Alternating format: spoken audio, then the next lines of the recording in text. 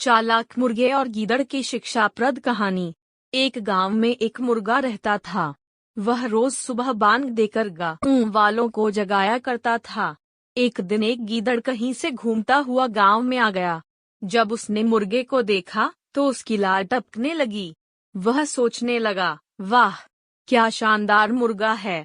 अगर इसका मांस खाने को मिल जाए तो मजा आ जाए। वह तरकीब सोचने लगता है ताकि किसी तरह मुर्गे को दबोचकर पेट पूजा कर सके। उसने मुर्गे को बहला फुसला कर अपने काबू में करने का निश्चय किया और उसके पास पहुंचकर बोला, मित्र, मैं तुम्हारी आवाज सुनकर तुम्हारे पास आया हूँ। तुम्हारी आवाज बहुत ही सुरीली है, कानों में मिश्री घुल जाती है। मन करता है दिन भर सुनता रहूं। क्या तुम एक बार मुझे अपनी सुरीली आवाज सुनाओगे? मुर्गे की कभी किसी ने इतनी प्रशंसा नहीं की थी। वह गीदड़ की बात सुनकर मुर्गा खुशी से फूला नहीं समाया और उसे अपनी आवाज सुनाने के लिए जोर जोर से कूकू करने लगा। गीदड़ इसी फिराक में था। उसके देखा कि मुर्गे का ध्यान उसकी ओर नहीं है, इसलिए अवसर पाकर उसने मुर्गे को अपने मुंह में दबा लिया और जंगल की ओर भागने लगा।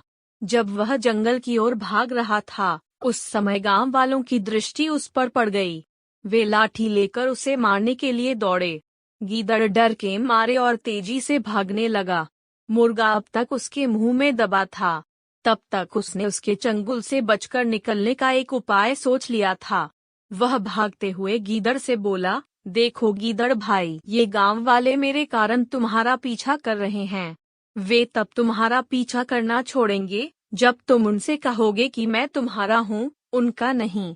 ऐसा करो, तुम उन्हें बोल दो। गीदड़ मुर्गे की बातों में आ गया और पलटकर बोलने के लिए अपना मुंह खोल लिया।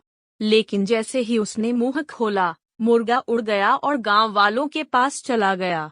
इस तरह अपनी चतुराई से उसने अपनी जान बचाई। सीख: संकट के समय बुद्धिमानी से काम लेना चाहिए।